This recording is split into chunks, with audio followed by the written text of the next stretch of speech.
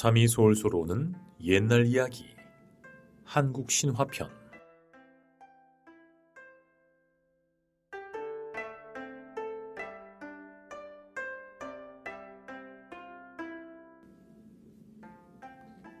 씩씩한 말괄량이 풍요와 곡식의 신 자청비. 오늘은 농업의 신, 곡식의 신, 풍요의 신으로 알려져 있는 자청비 이야기를 들려줄게. 옛날 아주 먼 옛날 김진국이라는 사람이 살았어. 이 사람은 재산이 엄청나게 많은 부자였어. 부자들은 얼마나 좋을까? 자기가 하고 싶은 일 다 하고 먹고 싶은 거 다 먹으면서 살면 신나지 않을까? 그런데 그런 부자라도 딱 하나 마음대로 안 되는 게 하나 있었어. 김진국 부부는 결혼한 지 10년이 지나고 20년이 지났지만 아이가 생기지 않았어. 생활은 풍족하고 누구나 부러워하는 부자의 삶이지만 부부는 늘 한숨과 허전함에 살았지. 바쁠 것도 없으니 더 허전하고 헛헛한 기분에 김진국은 잠시 바람을 쐬러 외출했어. 그리고 시간도 때울 겸 큰 나무 아래 그늘에서 바둑을 두고 있었지. 그런데 어디선가 웃음소리가 들리는 거야. 그 웃음소리는 때묻지 않고 맑고 기쁜 소리였지. 그 웃음소리가 너무 듣기 좋기도 하고 누가 이렇게 기쁘게 웃는 걸까 궁금해지기도 해서 김진국은 그 웃음소리가 나는 곳으로 향했어. 그 웃음소리는 한 집에서 새어나오고 있었는데 김진국 입장에서는 이게 집이 맞나 싶을 정도로 허름한 집이었어. 집이라고 하기에도 민망한 수준이었지. 문도 없어서 거적으로 대충 가려놓은 움막이었어. 그런데 그 움막에서 웃음소리가 쉬지 않고 터져나오는 거야. 김진국은 그런 거지 부부가 부러웠고 씁쓸한 마음이 들었지. 재산이 많으면 뭐 하겠나. 거지에게도 있는 게 나에게는 없으니. 하늘도 무심하시지 자식 없는 게 이렇게 원통할 줄은 몰랐구먼. 김진국은 어깨가 축 처진 채 집으로 터덜터덜 돌아왔어. 방에 들어누웠는데 김진국의 귓가에는 깨르르 웃는 아이의 웃음소리만 들리는 듯 했지. 그렇게 힘없어하는 남편의 모습을 본 부인은 남편을 달래려고 했지만 소용없었고 결국 부인도 서름이 북받쳐 올라 두 사람은 손을 맞잡고 눈물을 흘릴 수밖에 없었단다. 이렇게 서럽게 울고 있는데 밖에서 어수선한 소리가 들려왔어. 동계남절에 스님 한 명이 시주를 받으려고 김진국의 집을 찾아온 거야. 스님은 대문 밖에서 목탁을 두드리며 사람이 나오기를 기다렸고 곧 하인이 나가 그 스님을 맞아들였지. 동계남절에서 온 시주승이요. 법당이 낡고 문짝이 떨어져 시주를 받으러 왔습니다. 시주하시면 명이 짧은 사람은 수명이 늘어날 것이고 자손이 없는 사람은 아이가 생길 것입니다. 하녀는 스님의 바랑에 쌀을 채워줬고 스님은 고맙다며 합장을 하고 문을 막 나서려는 참이었어. 김진국이 방문을 열고 나와 대돌 아래로 내려와 스님에게 한마디 했지. 남의 쌀을 공짜로 먹을 셈인가? 혹시 사주를 볼 줄 알거든 사주나 봐주고 가게. 우리 부부가 50이 되도록 자식이 없는데 자식복이 있겠는가? 그 말을 들은 스님은 책 한 권을 꺼내 뒤적이다가 공손한 표정으로 김진국에게 대답했어. 저희 절은 영험하기로 소문난 절입니다. 옷감 100필과 쌀 100석, 금은 100냥을 시주하시고 석 달 열흘 정성을 다하시면 아이를 얻을 수 있을 것입니다. 잠시 고민하던 김진국은 자식을 얻을 수만 있다면 그깟 재산은 아무것도 아니라고 생각했지. 그래서 믿져야 본전이라는 생각으로 그 스님의 말대로 옷감 100필, 쌀 100석, 금은 100냥을 서둘러 준비해서 동계남절로 향했어. 그러고는 스님이 알려준 대로 아침, 점심, 저녁 열심히 불공을 들이기 시작했지. 김진국의 마음에는 오로지 자식을 얻겠다는 간절한 마음뿐이었어. 하루가 지나고 이틀이 지나고 그렇게 100일이 지났지. 동계남절의 스님은 김진국이 가져온 시주를 법당에 놓고 무게를 달아봤어. 그런데 서둘러 준비해서 그랬는지 100근이 아니라 99근인 거야. 그걸 보고 스님이 김진국에게 이야기했지. 100근을 모두 채웠으면 아들을 점지했겠지만 한 근이 모자라니 여자아이를 점지하겠습니다. 이제 집에 돌아가셔서 합궁하기 좋은 날을 골라 그동안 그토록 원하던 자식을 얻으시기 바랍니다. 그 말을 들은 김진국은 아들이면 어떻고 딸이면 어때라며 신이 나서 집으로 갔지. 집에 들어온 김진국은 점을 쳐서 합궁 날짜를 잡고 정성스럽게 목욕제계를 한 다음 아내와 잠자리에 들었어. 그렇게 정성을 다한 것이 드디어 하늘을 감동시켰는지 부인에게서 태기가 보이기 시작한 거야. 김진국은 세상의 모든 것을 다 가진 듯 기뻤고 정성을 다해 아내를 보살폈지. 10달이 지나고 삼승할망의 도움을 받아 아기가 태어났어. 태어나고 보니 동계남절의 스님의 말대로 딸이었어. 아비만은 햇님을 닮고 뒷머리는 달림을 닮은 너무나 예쁘고 귀여운 아기였어. 부부는 너무나 기뻤지. 그리고 스스로 자청해서 낳은 딸이라는 뜻으로 딸의 이름을 자청비라고 지었어. 한편 김진국의 하녀도 같은 날 아들을 하나 낳았는데 그 아들의 이름은 정수남이었지. 아무튼 김진국 부부는 아이가 태어나면 해보고 싶었던 것을 다 하면서 하루하루 기쁘게 아이를 보며 행복한 시간을 보냈어. 세월은 흘러 어느덧 자청비는 15살이 됐어.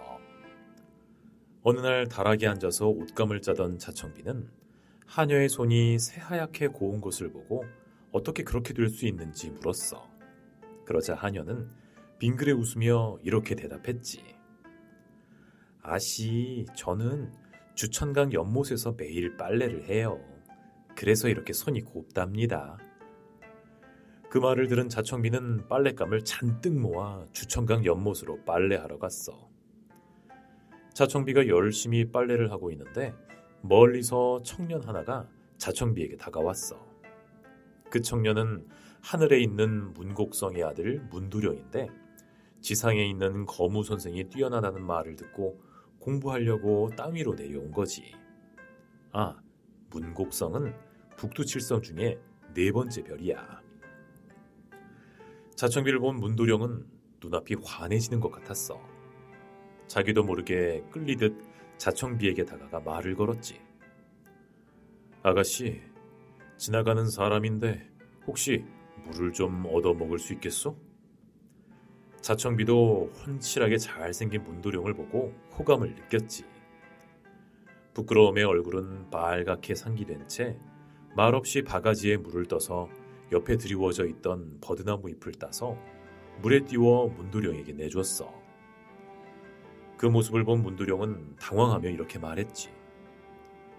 아가씨, 아름다운 겉모습과 마음은 서로 다른가 봅니다. 어찌 맑은 물에 티를 섞습니까? 그 말을 들은 자청비는 당당하게 말했어. 도령님은 하나만 알고 둘은 모르시는 듯합니다. 급한 길을 가는 모양이라 일부러 물을 천천히 드시라고 버들잎을 띄운 것입니다. 급히 물 마시다 체하면 약도 없다는 말 들어보시지 못하셨습니까? 문도령은 그 말을 듣고 고개를 끄덕이며 더욱 자청비에게 호감을 느꼈어. 문도령은 천천히 물을 마신 다음에도 자리를 떠나지 않고 머뭇거렸지. 이번에는 그 모습을 본 자청비가 말을 걸었어. 그런데 도련님은 어디를 가시나요? 예, 거무 선생에게 글 공부를 하러 갑니다. 어머, 그러세요? 제 남동생도 거무 선생에게 글 공부를 하러 가려던 참인데 함께 벗삼아 가시면 좋겠네요. 문도령도 그 말을 듣고 반색했지. 왜냐하면 자청비와 왠지 인연을 계속 이어나갈 수 있을 것 같았거든. 그런데 잠깐만, 자청비에게 남동생이 있었던가? 자청비는 김진국이 어렵게 낳은 외동딸 아닌가? 자청비는 문도령에게 남동생을 보낼 테니 기다리라며 빨래를 주워 담아 한달음에 집으로 왔어. 그리고는 곧바로 아버지 김진국에게 찾아가서 글 공부를 하러 가겠다고 말했지. 김진국은 뜬금없는 자청비의 말에 어이가 없어하며 대답했어. 글 공부를 하겠다고? 글 공부를 해서 뭐 하려고? 아버님, 늙음하게 딸 하나 얻으셨는데 나중에 아버님이 세상을 떠나시면 제사 때 지방은 누가 쓰겠습니까? 제가 써야 하지 않겠어요? 김진국도 그 말을 듣고 보니 그럴듯했어. 그래서 자청비의 글 공부를 허락했지. 이렇게 아버지의 허락을 받은 자청비는 방으로 달려가 남자 옷으로 갈아입었어. 그런 다음 붓과 책 등을 챙겨서 부모님께 하지 인사를 하고 문도령이 기다리고 있는 주천강 연못으로 달려갔지. 아, 이제야 자청비가 왜 남동생이 있다고 얘기했는지 알겠지? 자청비도 문도령이 마음에 들었던 거야. 옛날 가부장적인 사회에서 여자들은 부모님이 맺어주시는 짝과 혼인을 하는 것밖에는 남자를 만나는 방법이 없었는데 자청비는 자신이 마음에 드는 남자를 만나기 위해서 대범하게 남장까지 하면서 자신의 운명을 개척하고 있는 거야. 누님에게 말씀 들었습니다.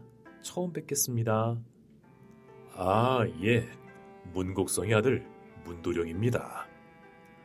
인사를 하면서 문도령은 남매가 어쩜 이렇게 닮았을까 생각했지.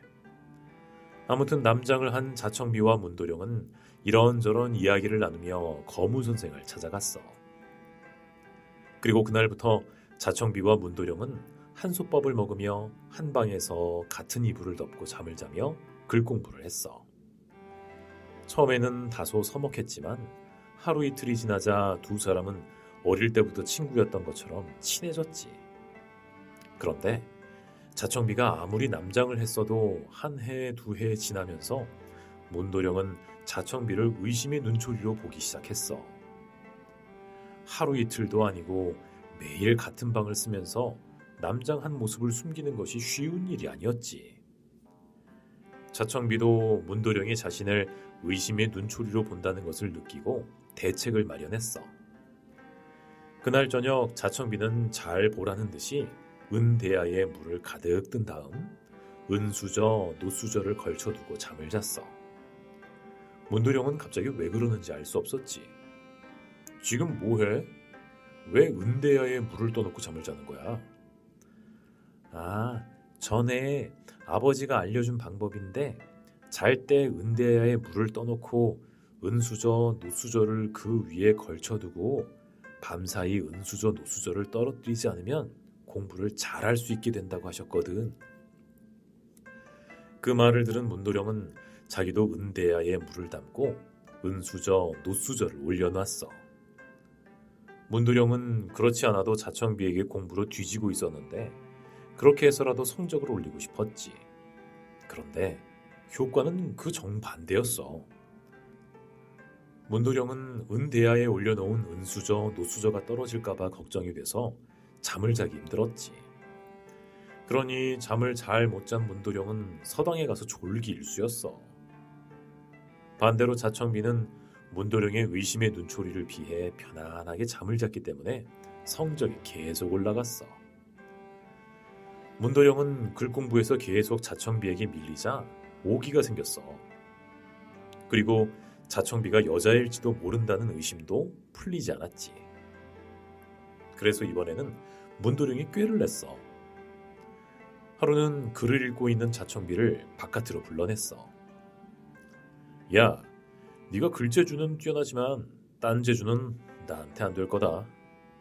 과연 그럴까? 네가 뭘로 날 이길 수 있는데? 문도령은 씩 웃으며 이렇게 대답했어. 바로 오줌 멀리 싸기. 어때? 한번 해볼래? 자청비는 속으로 뜨끔했지만 그렇다고 물러설 수도 없었어. 문도령은 자신만만한 표정을 지으며 먼저 나섰어. 그렇게 문도령의 오줌발은 6발 반이나 날아갔어. 문도령은 의기양양한 표정으로 한번 해보려면 해보라는 듯한 얼굴로 자청비를 바라봤어. 하지만 자청비도 보통은 아니었지. 미리 준비해둔 대나무를 바지에 넣고 힘을 주어 오줌을 넣었는데 무려 12발이나 날아갔어. 결국 문도령은 손사래를 쳤어. 야, 뭘 해도 너한테 안 되는구나.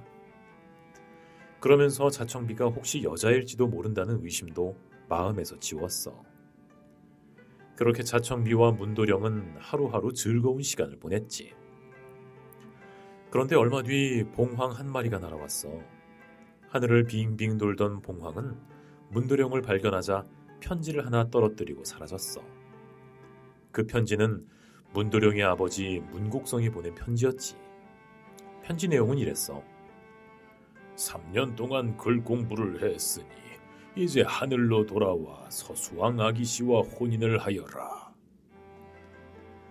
자청비도 함께 그 편지를 보고 마른 하늘에 날벼락을 맞은 것 같은 기분이었어. 3년을 함께 지내며 자청비는 문도령이 너무나 좋아진 거야. 그러니 문도령과 다른 여자가 결혼한다는 것은 상상하기도 싫은 일이었어. 하지만 문도령은 아버지의 명령을 거역할 수 없어서 글 공부를 접고 하늘로 돌아가기로 했어. 그러니 자청비도 더 이상 공부할 이유가 없었지. 결국 자청비도 집으로 돌아가기로 마음먹었어. 자청비와 문도령은 처음 왔을 때처럼 나란히 서당문을 나섰어. 자청비는 마음이 착잡했지. 이대로 가버리면 영영 문도령을 만날 수 없을 것 같았어. 자청비와 문도령은 강가에 도착했고 자청비는 문도령에게 한 가지 제안을 했어. 우리 마지막으로 목욕이나 하고 가자. 자청비는 강 위로 가고 문도령은 아래로 가서 옷을 벗고 물속에 들어갔어. 그리고 자청비는 근처에 있는 버드나무 잎을 하나 따서 글을 썼지. 눈치 없는 문도령아, 3년이나 한 입을 덮고 자면서 남녀 구별도 못하느냐? 문도령은 아래로 떠내려오는 버드나무 잎에 써있는 이 글을 읽고는 가슴이 덜컥 내려앉았지. 그래서 허겁지겁 옷을 입고 위쪽으로 달려갔어. 하지만 그곳에 자청비는 없었지.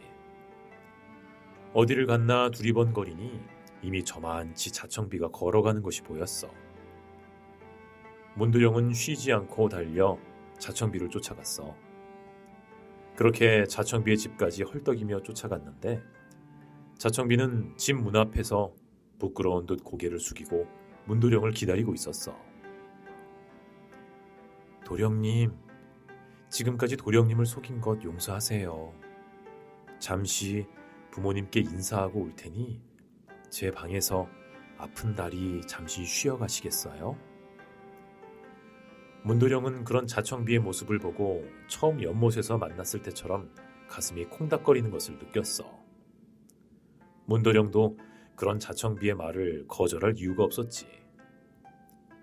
자청비는 부모님께 인사를 드리러 집으로 들어갔고 문도령은 설레는 마음을 안고 자청비를 기다렸어. 우선 자청비는 부모님께 인사부터 드렸어. 아버지 어머니 그동안 평안하셨는지요? 소녀 공부를 마치고 돌아왔습니다. 오냐, 그동안 고생 많았다. 먼 길 오느라 피곤했을 텐데 어서 가서 쉬거라. 아버지, 그런데 제가 함께 공부하던 선비와 같이 왔습니다. 해가 저물어서 갈 수 없으니 하룻밤 재워서 보내도 될까요? 그래, 선비라면 사내가 아니냐. 나이가 어떻게 되느냐. 15살 아래라면 함께 자도 좋다. 15살 아래입니다. 이렇게 대답한 자청비는 문도령을 안으로 들여보내 자기 방으로 안내했어. 그리고 자신은 12폭 붉은 비단 치마로 갈아입고 문도령 앞에 나타났지. 아름다운 자청비의 모습을 보고 문도령은 잠시도 다른 곳을 쳐다볼 수 없었어. 자청비는 직접 저녁상을 차려서 문도령 앞에 놨고 식사를 마치자 자청비와 문도령은 한 입을 한 요에 같은 베개를 베고 나란히 누워 도란도란 이야기를 나누었어. 자청비는 그동안 감추었던 속마음을 이야기했고 문도령도 처음 만났을 때부터 느꼈던 솔직한 감정을 털어놨지. 평상시 같았으면 길고 길었을 밤이 그날따라 유독 짧게 느껴졌어. 어느새 동쪽 창문이 훤하게 밝아오고 닭 우는 소리가 들렸지. 이제 문도령을 보내야 하는 시간이 된 거야. 자청비는 서운한 마음을 애써 누르며 말했어. 도령님, 이제 가셔야 할 때입니다. 서운한 건 문도령도 마찬가지였지. 발길이 떨어지지 않았어. 눈에서는 이별을 슬퍼하는 눈물이 뚝뚝 떨어졌어. 당연히 자청비의 눈에서도 눈물이 떨어졌어.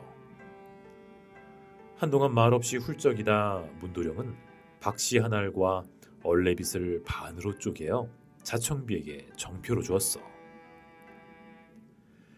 이 박씨를 심어 줄기가 뻗고 박이 열리고 그 박을 따기 전까지 그대를 만나러 오겠소. 만약 그때까지 내가 오지 않거든 내가 죽은 줄로 아시오. 도령님, 어찌 그런 말을 하십니까? 언제라도 돌아오시길 기다리겠습니다. 그만큼 서둘러서 돌아오겠다는 말이오. 그러니 조금만 기다려 주시오. 문도령과 눈물의 이별을 한 자청비는 창문 아래에 문도령이 주고 간 박씨를 정성스럽게 심었어. 자청비가 심은 박은 곧 뿌리를 내렸고 싹이 나고 줄기가 자라 어느새 박이 열리기 시작했지. 박이 자라자 문도령이 곧 돌아오리라는 희망을 가지고 기다렸어. 하지만 아무 소식도 들리지 않았고 이제 박이 다 익어 딸 때가 됐지만 문도령은 돌아오지 않았어. 자청비는 하루를 1년처럼 문도령이 돌아오기만을 하염없이 기다렸단다. 시간은 흘러 가을이 지나고 겨울이 지나고 다시 봄이 왔지만 문도령은 깜깜무소식이었어. 하염없이 문도령을 기다리며 창밖을 내다보고 있는데 다른 집 하인들이 산에서 땔감을 해서 내려오는 우마차마다 진달래꽃이 꽂혀있는 게 눈에 들어왔어. 그런데 그날따라 그 진달래꽃이 너무 예뻐 보이는 거야. 진달래꽃이라도 한 다발 있으면 그 꽃 보며 시름을 잊을 수 있으려나? 자청비는 혼자 중얼거렸지. 그러곤 진달래꽃을 보러 밖으로 나왔어. 주위를 둘러보니 저쪽 양지 바른 곳에 따스한 햇살을 맞으며 앉아서 옷에 이를 잡고 있는 정수남이라는 하인을 만났어. 정수남은 자청비와 같은 날 태어난 하인이었지. 혼자 느긋하게 앉아있는 정수남을 보고 자청비는 괜히 심술이 났어. 야, 수남이. 다른 집 하인들은 나무도 해오고 진달래꽃도 꺾어오는데 너는 한가롭게 이 사냥이냐 하고 있는 거니? 너도 나무도 하고 진달래꽃도 꺾어오고 그래봐. 얼마나 보기 좋니? 자청비는 기다림에 지친 울화를 정수남에게 풀려고 하는 것처럼 잔소리를 줄줄 늘어놨어. 그 말을 들은 정수남은 나른한 표정으로 자청비에게 말했지. 아씨, 소 9마리와 말 9마리를 주시면 나무도 해오고 진달래꽃도 꺾어오죠. 다음날 자청비는 정말로 정수남에게 소 9마리와 말 9마리를 줬어.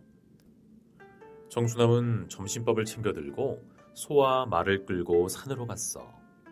오랜만에 움직였더니 허리도 아프고 다리도 아파서 잠깐 쉴 요량으로 소와 말을 묶어놓고 비탈에 벌렁 누웠지. 그러고는 깊은 잠에 빠져버린 거야. 그렇게 정신없이 자다가 깜짝 놀라서 깼는데 아니 소 9마리와 말 9마리가 다 죽어 있는 거야.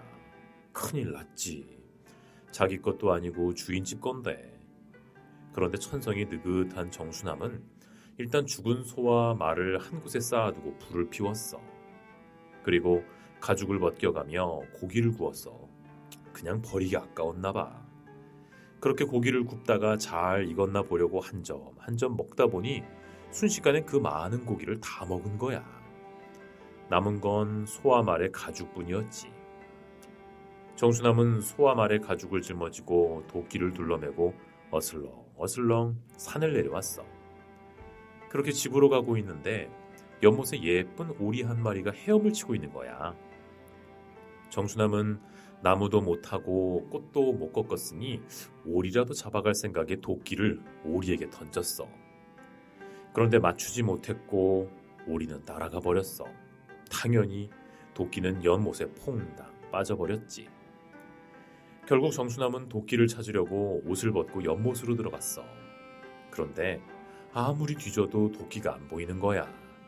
에이, 되는 일도 없네 하며 중얼거리면서 연못 밖으로 나왔는데 아니 글쎄 벗어두었던 옷도 없어지고 소가죽, 말가죽 다 없었어. 누가 훔쳐간 거지. 결국 정수남은 소 9마리와 말 9마리, 도끼, 그리고 입고 있던 옷까지 다 잃어버리고 말았어. 말 그대로 빈털털이 알몸 상태가 됐지. 주변을 두리번거리다가 넓은 잎을 모아서 아랫도리만 겨우 가린 다음 사람들 눈을 피해서 집으로 돌아갔어.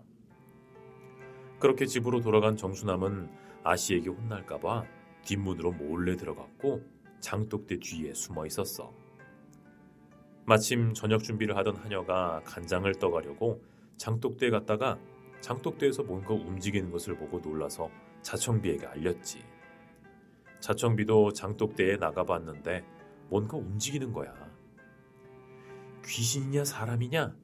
귀신이거든 썩 사라지고 사람이면 내 눈앞에 나타나라. 이렇게 큰 소리로 외쳤어. 그러자 장독대 뒤에서 그림자 하나가 나타났어. 아씨, 저 귀신 아니고요. 정수남이에요. 자청비 앞에 나타난 정수남의 모습은 가관이었지. 나뭇잎으로 겨우 아랫도리만 가리고 있는 거야. 에이, 더러운 놈아, 꼴이 그게 뭐냐? 소랑 말을 다 어쩌고 너까지 벌거벗고 뭐 하는 거야? 그렇게 한참 동안 자청비에게 욕을 먹고 있던 정수남은 한 가지 꾀가 생각났어. 자청비가 오매불망 문도령이 오기만을 기다리고 있다는 것을 이용하기로 했지. 아씨, 사실은 산에 갔다가 문도령을 만났어요. 정수남의 입에서 문도령이라는 말이 들리자 마치 마법에 걸린 것처럼 자청비의 태도가 돌변했어. 뭐라고? 다시 말해봐. 문도령을 만났다고? 정수남은 자청비의 그런 모습을 보면서 보지도 않은 것을 본 것처럼 술술 거짓말을 했어. 예, 맞다니까요. 문도령 맞아요. 산에 갔는데 글쎄 문도령이 시녀들을 거느리고 놀고 있는 거예요. 저는 아씨가 생각나서 일은 잠시 접어두고 계속 지켜보고 있었죠. 근데 너무 집중했는지 그 사이에 소와 말은 어디론가 사라져버리고 내려오는 길에 연못에서 오리를 잡으려다가 옷까지 잃어버리고 말았습니다요. 됐고 문도령이 또 언제 오신다고 하더냐? 그게 모레 12시쯤에 다시 오겠다고 하던데요. 자청비는 그 말을 듣자 가슴이 부풀어 오르는 것 같았어. 소 9마리, 말 9마리도 아깝지 않았지. 자청비는 얼른 방으로 들어가서 문도령을 만날 준비를 했어. 시간이 지나 정수남이 말한 그날이 됐어. 정수남아, 점심은 어떻게 준비하면 좋을까? 잠시 생각을 하던 정수남은 아씨 점심은 메밀가루 5대에 소금 5주먹을 넣고 제 거는 메밀 찌꺼기 5마리에 소금을 조금만 넣어서 만들면 됩니다. 자청비는 정수남이 말한 대로 점심을 준비했어. 그 사이 정수남은 타고 갈 말에게 꼴을 먹였지. 한껏 예쁘게 치장을 한 자청비는 정수남에게 말을 준비하라고 했어. 그러자 정수남은 이번엔 말 안장 아래에 소라 껍데기를 하나 몰래 넣었지. 아씨, 말 준비했습니다. 어서 나오세요. 자청비는 신이 나서 말 위에 올랐는데 소라 껍데기가 말의 등을 찌르자 말이 아파서 펄쩍 뛰었어. 아시야 문도령을 만나 기쁘시겠지만 말은 먼 길 가야 하니까 화가 났나 본데요. 그럼 어떡해? 정수남이 씩 웃으며 대답했어. 방법이 있어요. 밥 9동이, 국 9동이, 술 9동이를 차려놓고 말머리 고사를 지내야 합니다. 자청비는 문도령을 너무나 만나고 싶은 마음에 정수남이 말한 대로 얼른 음식을 차려서 말머리 고사를 지냈어. 그러자 정수남은 재물을 조금씩 떠서 자청비 몰래 말의 귀에 부었지. 말은 당연히 귀 속에 들어간 이물질을 털어내려고 고개를 흔들었어. 말이 배부르다고 고개를 젓는데요. 원래 이 음식은 마부만 먹는 법입니다. 마음이 급한 자청비는 건성으로 대답했어. 그래 알았어. 네가 다 먹어. 정수남은 그렇게 혼자 앉아서 그 많은 밥과 국, 술을 다 먹었어. 배가 부르니 기분도 좋고 한층 여유가 생긴 정수남은 다시 자청비를 골탕 먹여야겠다고 생각했어. 가시는 길에 아씨 다치시면 안 되니까 제가 말을 좀 길들여야겠습니다. 자청비는 하는 수 없이 고개를 끄덕였어. 정수남은 감춰둔 소라 껍데기를 뺀 다음 말을 타고 순식간에 십리를 달려갔지. 정수남이 그렇게 말을 타고 가버렸으니 자청비는 무거운 짐을 지고 걸어가야 했어. 문도령을 만나겠다는 일념 하나로 걷고 또 걸었는데 그렇게 십리를 걷는 동안 12폭 비단 치마가 더러워지고 찢어졌지. 다리도 아프고 말이야. 그런데 정수남은 나무에 말을 메어놓고는 팔자 좋게 그늘에서 잠을 자고 있었어. 그 모습을 본 자청비는 기가 막혔지. 하지만 먼 길을 힘들게 걸어왔더니 야단칠 기력도 없고 배가 너무 고픈 거야. 그래서 준비해온 메밀범벅을 꺼내 먹었어. 그런데 아까 자청비의 주먹밥에는 소금을 5주먹이나 넣었잖아. 당연히 너무 짜서 먹을 수 없을 지경이었어. 자청비는 배를 채우기는커녕 짠 것을 먹어서 갈증만 생겼지. 그래서 물을 마시려고 하자 정수남이 다시 수작을 부리는 거야. 그 물이 뭔지 압니까? 문도령이 시녀들과 손 씻고 발 씻은 물이에요. 그 위에 물을 두세요. 그 말을 들은 자청비는 더 위로 가서 물을 마시려고 했어. 그런데 정수남은 또 딴지를 걸었지. 으이구, 그 물은 총각이 죽은 물입니다. 그 물 마실 때는 옷을 아래 위로 벗고 엉덩이를 물에 보이면서 마셔야지 안 그러면 총각 귀신한테 큰일 나요. 정수남은 직접 시범까지 보이면서 말했지. 갈증이 심했던 자청비는 정수남의 말대로 옷을 벗고 물을 마시려고 했어. 그러자 정수남은 이번에 자청비의 치마를 치우고 말했어. 물을 드시지 말고 물 아래를 보세요. 그게 문도령이 시녀들과 함께 놀던 모습입니다. 자청비는 그때서야 자기가 속았다는 것을 알았어. 자칫 잘못하면 정수남에게 봉변을 당할 수 있는 상황이었지. 하지만 영리한 자청비는 마음을 진정시키며 물었어. 수남아, 너 왜 이래? 나한테 원하는 게 뭐야? 고운 손이나 한번 만져봅시다. 그래? 그런데 내 손보다 집에 있는 토시가 더 곱단다. 그럼 입이나 한번 맞춰봅시다. 내 입보다는 내 방에 있는 꿀단지가 더 달콤할 텐데.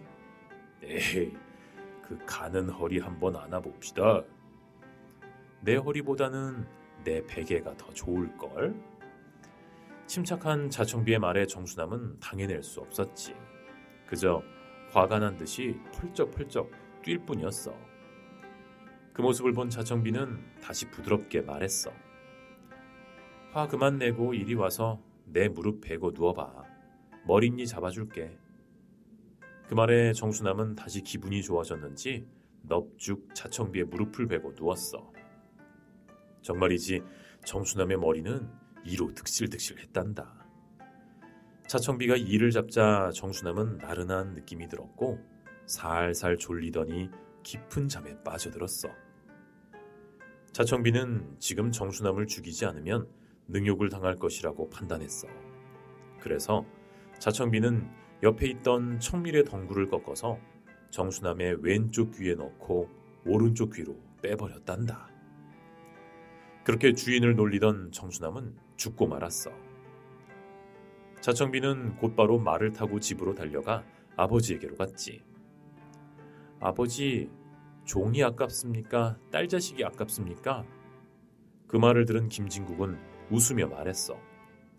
아무리 종이 재산으로 귀하다고 해도 딸만 하겠느냐.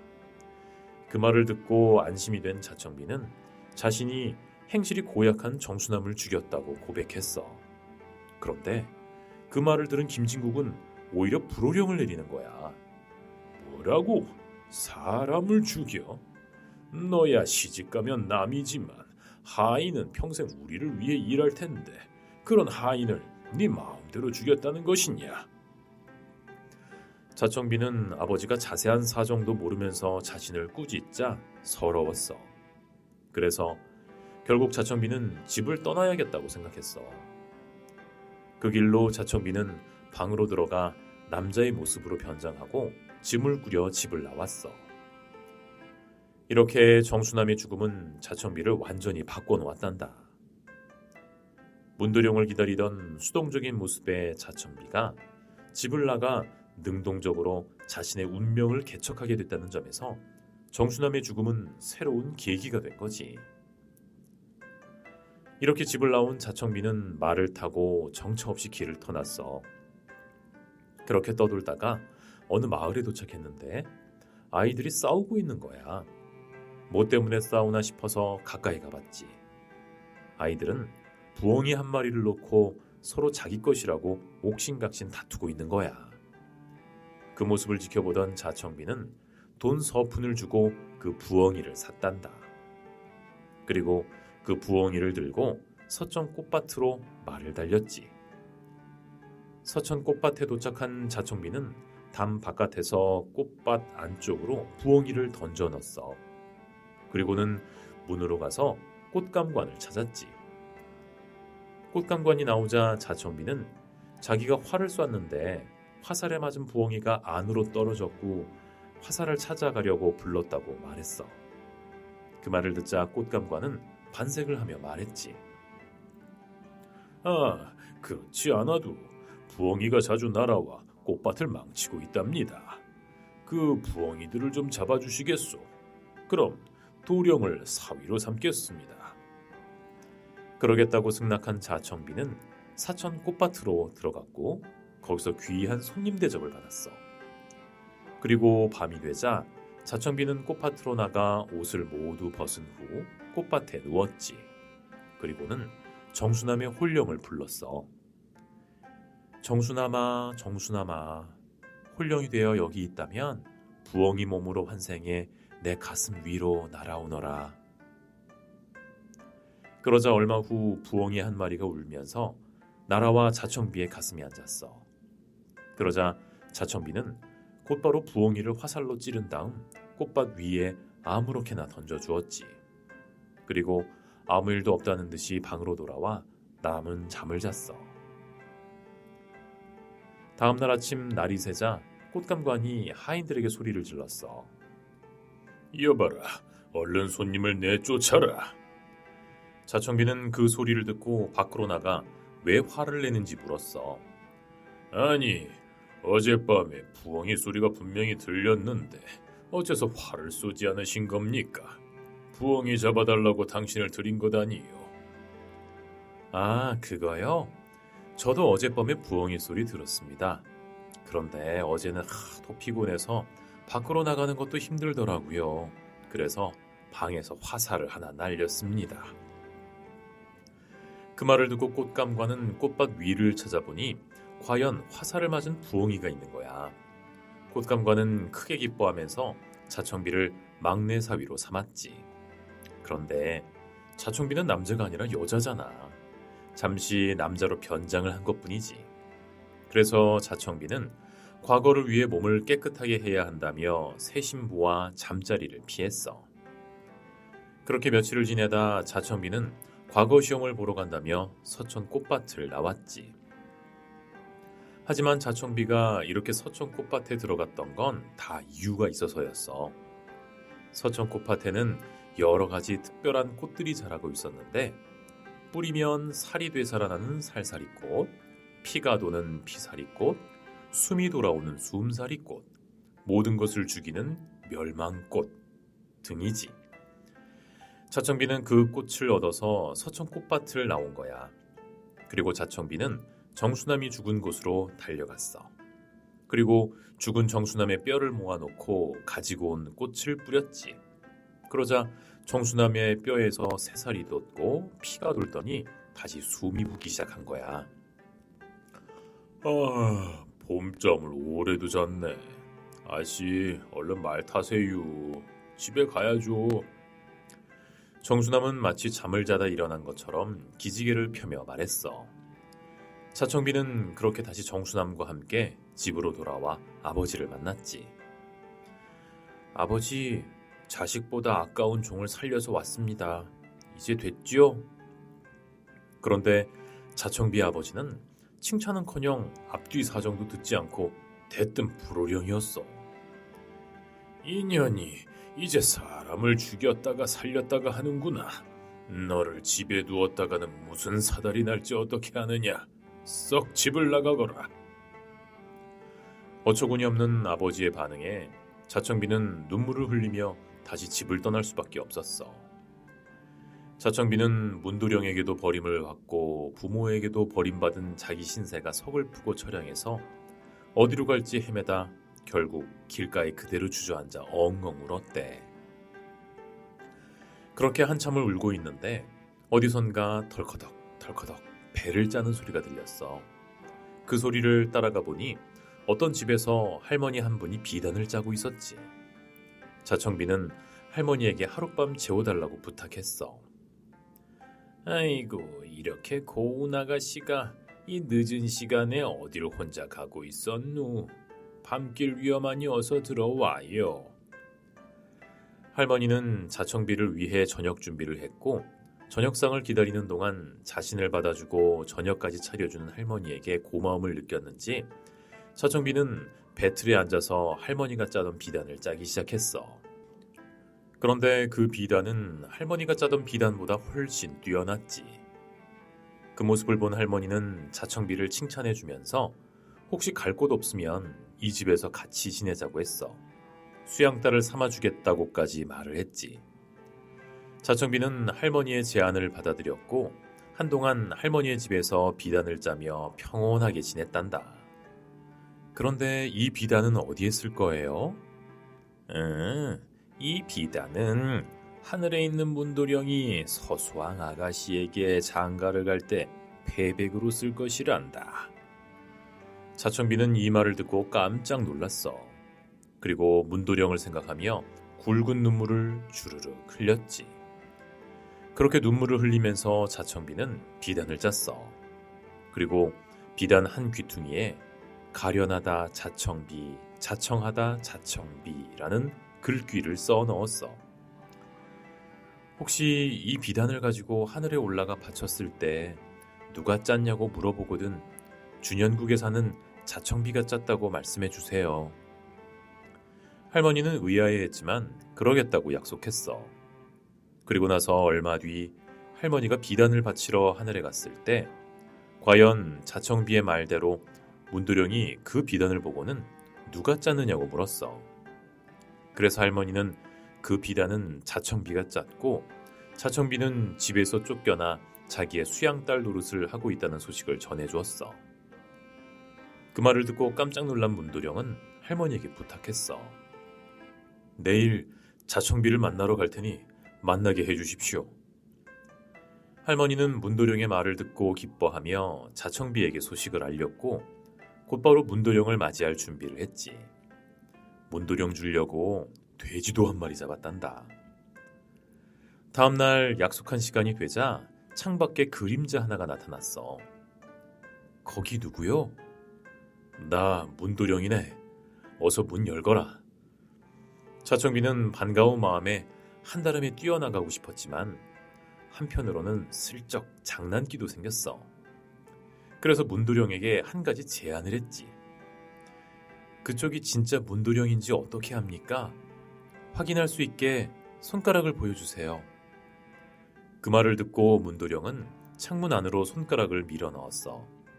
그때 자청비는 바늘을 하나 들어서 문도령의 손가락을 콕 찔렀어. 그러자 문도령은 깜짝 놀란 나머지 화를 벌컥 내면서 그만 하늘로 돌아가 버렸어. 문도령을 사위로 맞을 생각에 들뜬 마음으로 밥상을 차려 들어오던 할머니가 이 광경을 보고는 자청비에게 크게 화를 냈어. 네가 이렇게 철이 없고 제멋대로 하니까 집에서도 쫓겨난 거 아니냐? 그렇게 자청비는 어이없이 할머니의 집에서도 쫓겨나고 말았어. 자청비는 그저 오랜만에 만난 것이 반가워서 글 공부할 때처럼 장난을 친 것뿐인데 정색하면서 화내는 문도령에게도 서운했고 자기 말은 잘 들어보지도 않고 자신을 내쫓은 할머니에게도 섭섭했지. 하지만 자청비는 늘 그렇듯 씩씩했어.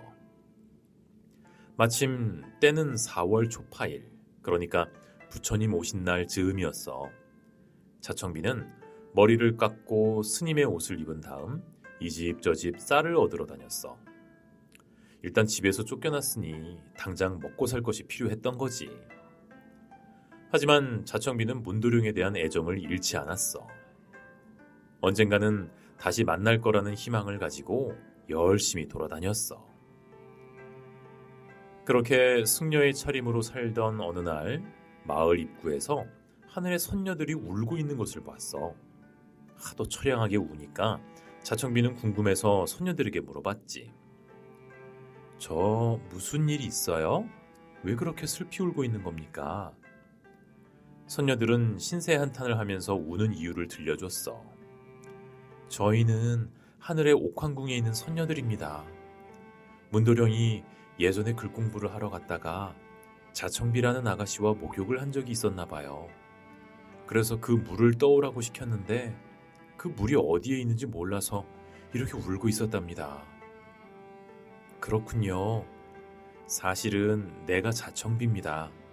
그 물을 떠다 줄 테니 나를 데리고 하늘로 올라가 줄 수 있겠습니까? 그 말을 들은 선녀들은 뛸 듯이 기뻤지. 그리고 자청비는 선녀들을 데리고 예전에 목욕을 했던 곳으로 가서 물을 떠줬어. 그리고 선녀들과 함께 하늘로 올라갔지.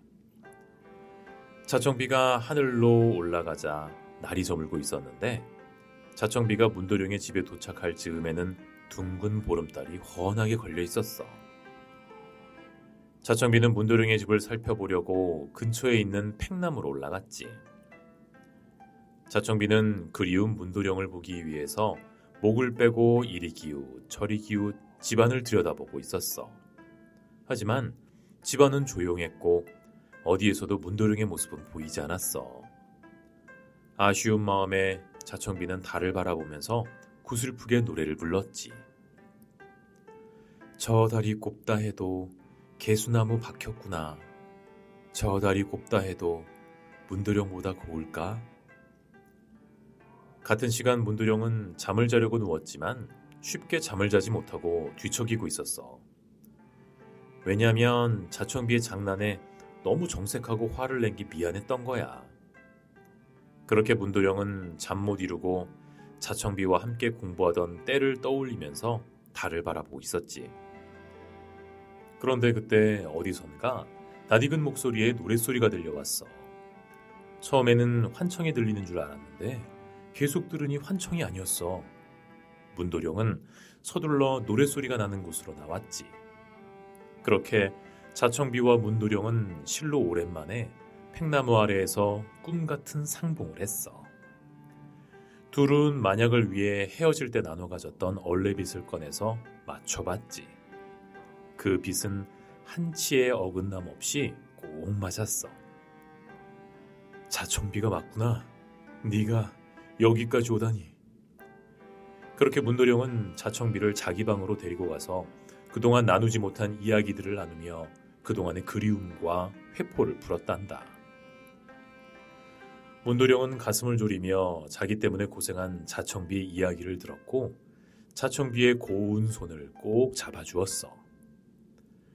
문도령은 낮에는 자청비를 병풍 뒤에 숨겨두고 밤이면 함께 이불을 덮고 잠을 잤지. 그렇게 아무도 모르게 둘은 함께 지냈는데 꼬리가 길면 밟힌다고 문도령의 방에 낯선 사람이 있다는 걸 문도령의 하녀가 결국 알아챈 거야. 사실 자청비가 오기 전까지 밥상을 들이면 먹는 듯 마는 듯 남기기 일쑤였는데 밥을 하나 남기지 않고 싹싹 먹지를 않나 맑은 새순물을 들여주면 더러운 물이 되어서 나왔지. 그래서 하녀는 의심의 눈초리로 문도령의 방을 살폈어. 그런 하녀의 모습을 자청비도 알아챘지. 그대로 있다가는 발각될 것 같았기 때문에 대책을 세워야 했어. 문도령님, 부모님께 나에 대해서 알리고 결혼 허락을 받는 게 어때요? 하지만 문도령에게는 쉬운 일이 아니었어. 왜냐하면 이미 서수왕 아기씨와 혼약이 되어 있었거든. 그래서 부모님께 말하고 싶어도 두려워서 그렇게 하지 못하고 있었던 거야. 문도령의 난처함을 알게 된 자청비는 좋은 방법을 알려줬고 그 말을 듣고 용기를 낸 문도령은 부모님을 찾아갔어. 아버님, 어머님, 저랑 수수께끼 놀이 해보지 않으시겠어요? 허허, 네가 웬일이냐? 그러자꾸나.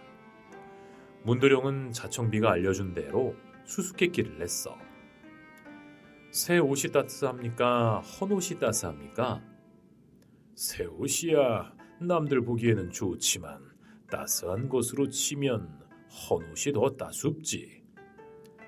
문도령은 자기가 원하는 대로 답이 나오자 흐뭇하게 웃으며 다음 문제를 냈어. 그럼 두 번째 문제입니다. 새 간장이 달까요? 묵은 간장이 달까요? 문제가 너무 쉬운 거 아니냐? 당연히 묵은 간장이 달지. 그 대답을 들은 문도령은 회심의 일격을 날리듯 물었어. 그럼 새 사람이 좋습니까? 묵은 사람이 좋습니까? 그야 새 사람보다 오래 길들은 사람이 좋지. 그 말이 끝나자 문도령은 선언하듯 이렇게 대답했어. 그럼 저는 서수왕 아기씨와 결혼하지 않겠습니다. 뭐야? 이 녀석이 무슨 꿍꿍이인 게야? 그래, 네 놈이 무슨 생각을 하는지 알겠다. 하지만 내 생각대로만 되지는 않을 것이야. 이런 고의한 놈. 내 며느리가 될 사람은 말이다. 쉰자기 피의 구덩이를 파고 그 위에 숫 쉰섬을 넣어 불을 피워놓고 그 불 위에 작두를 얹어 그 칼날 위를 걸어야 한다. 그러면 내 며느리로 인정하마. 그리고는 하인들을 시켜서 50자짜리 구덩이를 파게 했어. 문도령은 눈앞이 캄캄했지. 고운 자청비가 어떻게 그 뜨거운 불길이 이글거리는 숯 위에 심지어 시퍼런 날이 선 작두 위를 걸어갈 수 있겠어. 아버지 문곡성은 쉰자 구덩이에 벌겋게 타오르는 숯 50섬을 넣고 그 위로 작두를 놓은 다음 며느리감은 얼른 나와서 작두를 타라고 불호령을 내렸지.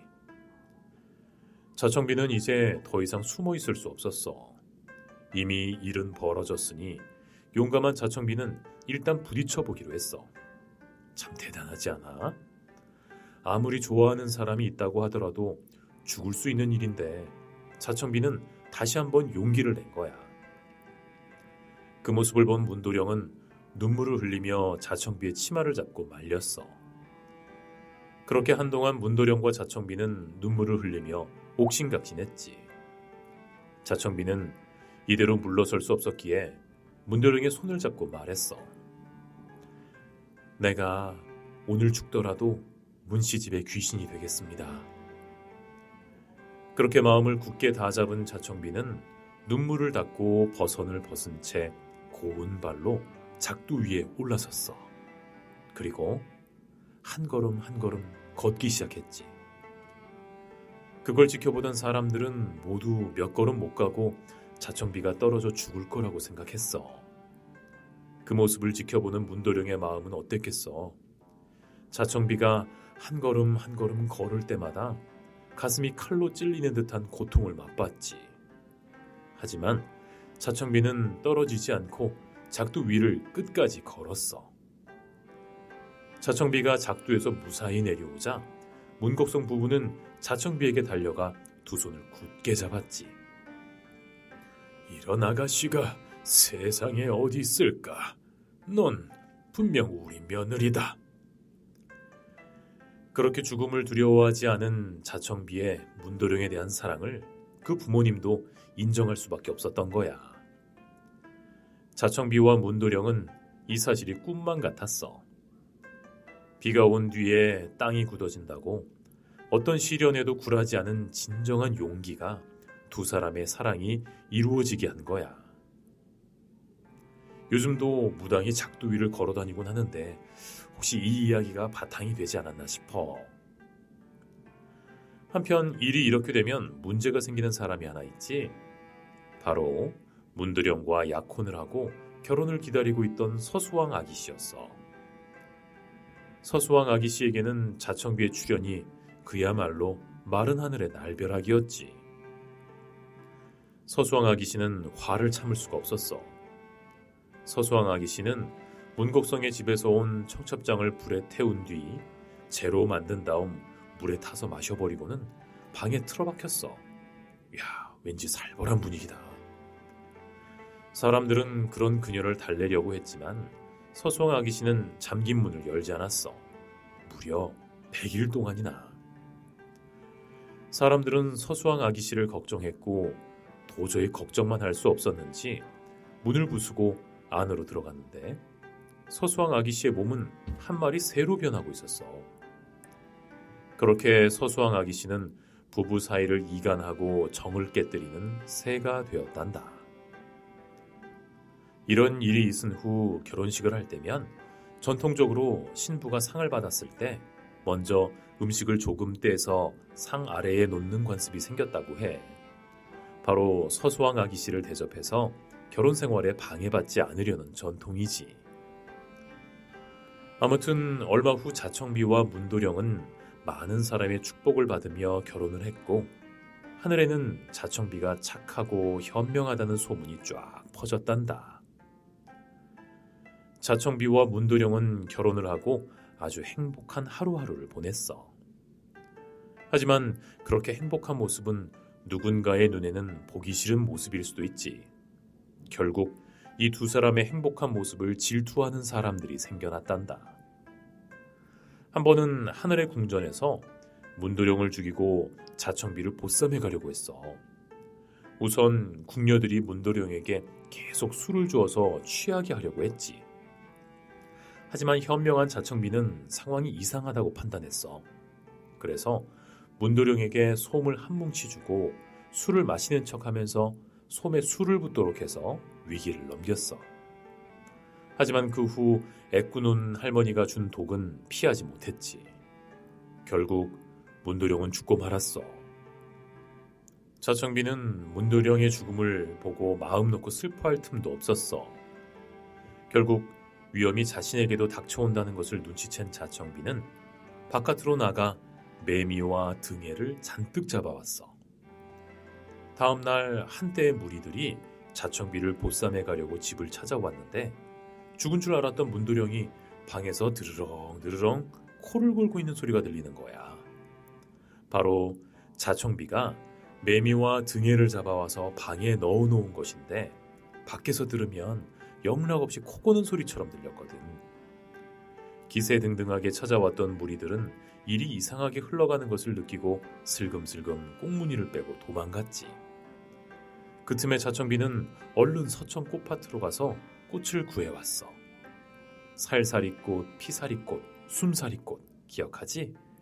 그 꽃을 죽은 문두령 몸 위에 뿌리자 문두령은 다시 살아났어. 그렇게 위기를 넘기고 살아가던 어느 날 하늘에서는 옥황상제에게 불만을 품은 세력이 나타나 반란을 일으켰어. 그러자 옥황상제는 이 난을 평정하는 자에게 땅 한 조각과 물 한 조각을 갈라주겠다고 선언했지. 그 말을 들은 자청비는 서천꽃밭에서 얻은 멸망꽃을 가지고 전쟁터로 달려갔어. 전쟁터에는 3만 명에 이르는 군사들이 치고받고 서로를 죽이며 싸우고 있었지. 자청비는 반란의 무리를 향해서 멸망꽃을 뿌렸고 그들을 제압했어. 자청비가 반란을 제압했다는 소식을 듣고 옥황상제는 약속한 상을 내리려고 했는데 자청비는 다른 것을 원했어. 옥황상제님, 상을 주시고 싶거든 오곡의 씨앗을 주십시오. 그렇게 옥황상제에게 오곡의 씨앗을 받은 자청비는 7월 칠성날 문도령과 함께 인간 세상으로 내려왔어. 그리고 마침내 배가 고파서 힘없이 걷고 있는 정수남을 만났어. 주인 어른이 돌아가셨어요. 그리고 저는 갈 데가 없어서 이렇게 구걸하며 살아가고 있습니다. 밥 좀 주세요. 자청비는 정수남에게 근처에 있는 밭에 가서 점심밥을 얻어오라고 했지. 하지만 점심을 나눠주는 사람도 있었지만 욕을 하며 주지 않는 사람들도 있었어. 자청비는 점심을 나눠준 곳에는 풍년이 들게 하고 욕을 하며 나눠주지 않은 곳은 흉년이 들게 만들었단다.